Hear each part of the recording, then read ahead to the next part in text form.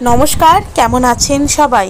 সৌভাগ্য প্রাপ্তি চ্যানেলে আপনাদের সকলকে আরও একবার অনেক অনেক স্বাগত।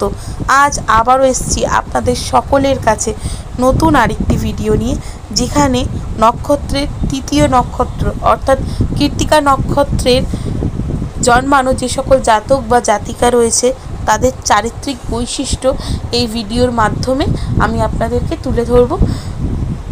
তথ্যটি তুলে ধরবো আপনাদের সকলের কাছে। তাই অবশ্যই বলবো বন্ধুরা, আমার চ্যানেলটিকে লাইক করবেন, ভালো লাগলে অবশ্যই বন্ধুদের সাথে শেয়ার করবেন। এই সংক্রান্ত কোনো জিজ্ঞাসা থাকলে কমেন্ট বক্সে এসে জিজ্ঞেস করতে পারেন। সাবস্ক্রাইব করে বেল বাটনটা প্রেস করে রাখবেন, যাতে আমি যখনই নতুন কোনো ভিডিও দিই না কেন সেটা সরাসরি আপনাদের কাছে পৌঁছে যায়। তো চলুন বন্ধুরা, ভিডিওটা শুরু করি।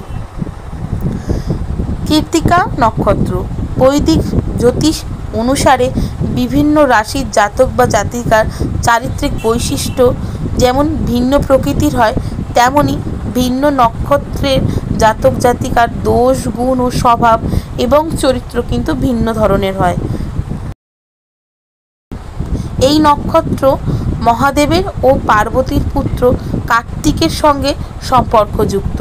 ভগবানের অত্যন্ত প্রিয় একটি নক্ষত্রের মধ্যে এই নক্ষত্রটি কিন্তু অন্যতম। ভীষণভাবে এই কৃত্তিকা নক্ষত্র আশীর্বাদপ্রাপ্ত ভগবানের।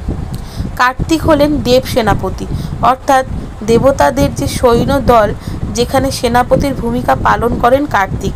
কার্তিক শব্দের অর্থ তীরের অগ্রভাগ, ছুরির ধারালো অংশ বা নাঙলের অগ্রভাগকেও কার্তিক বলা হয়ে থাকে।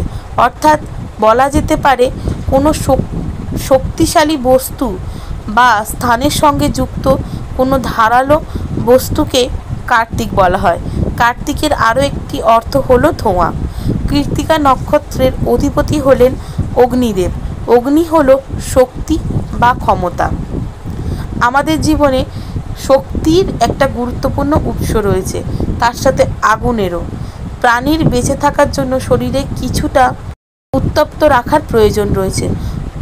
প্রধান উপাদান হলো আগুন। এই কারণে হিন্দু ধর্মে আগুনকে অত্যন্ত শুভ বলে মনে করা হয়। বৈদিক প্রথা অনুসারে যে কোনো শুভ কাজে আগুন ব্যবহারের চল রয়েছে।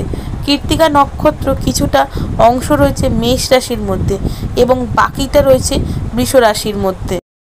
সেই কারণেই জ্যোতিষ অনুসারে মেষ ও বৃষ রাশির জাতক বা জাতিকারা কৃত্তিকা নক্ষত্রের জাতক বা জাতিকা। এরা বেশিরভাগ জীবনকে চ্যালেঞ্জ করতে পছন্দ করেন, যে কোনো কাজই চ্যালেঞ্জ নিয়ে করতে প্রচণ্ড পছন্দ করেন। আত্মসম্মান বোধ এদের মধ্যে অত্যন্ত প্রবল। কৃত্তিকা নক্ষত্রের জাতক বা জাতিকারা সেই কারণেই কিন্তু চট করে কারোর কাছে মাথা নত করে না। কোনো প্রকার কোনো দায় নিতে এরা একেবারেই পছন্দ করেন না। এদের দিয়ে ঈশ্বর সবসময় কঠিন কাজগুলো করিয়ে নিতে পছন্দ করে। যে কোনো কঠিন পরিস্থিতি এদের সামনে যদি এনে দেওয়া হয়, ওরা কিন্তু সেই কঠিন পরিস্থিতির মধ্যে দিয়েও বেরিয়ে আসতে সক্ষম। কৃত্তিকা নক্ষত্রের জাতক বা জাতিকারা সবসময় নিজেদের সামনে একটা লক্ষ্য স্থির করে রাখেন, তারপর সেই লক্ষ্য অর্জনের জন্য যে কোনো ঝুঁকি নিতে এরা প্রস্তুত থাকেন। নতুন নতুন বিষয় শেখার প্রতি এদের আগ্রহ বেশি থাকে। কৃত্তিকা নক্ষত্রের জাতক বা জাতিকারা এইভাবেই নিজেদের মধ্যে জ্ঞানের সম্মানের পরিমাণ বাড়াতে থাকে। প্রযুক্তির বিষয়ের প্রতি আগ্রহ এদের প্রচণ্ড পরিমাণে থাকে। সব কিছুই ম্যানেজ করে নেওয়ার যে দক্ষতাটা, সেটা কিন্তু এদের মধ্যে থাকে। তবে সহজেই সবার সঙ্গে খুব একটা মেলামেশা করতে পছন্দ করেন না কৃত্তিকা নক্ষত্রের জাতক বা জাতিকারা। একটু পুরনো ধ্যান ধারণায় বিশ্বাসী। পুরনো যে কোনো জিনিসকে এরা প্রচণ্ড সম্মান করে এবং পুরনো যে কোনো জিনিসকে কিন্তু এরা প্রচুর ভালোবাসে। কেমন লাগলো বন্ধুরা আমার এই ভিডিওটা? অবশ্যই আমাকে কমেন্ট করে জানাবেন। সুস্থ থাকবেন, ভালো থাকবেন। দেখা হবে নতুন আরেকটি ভিডিওতে।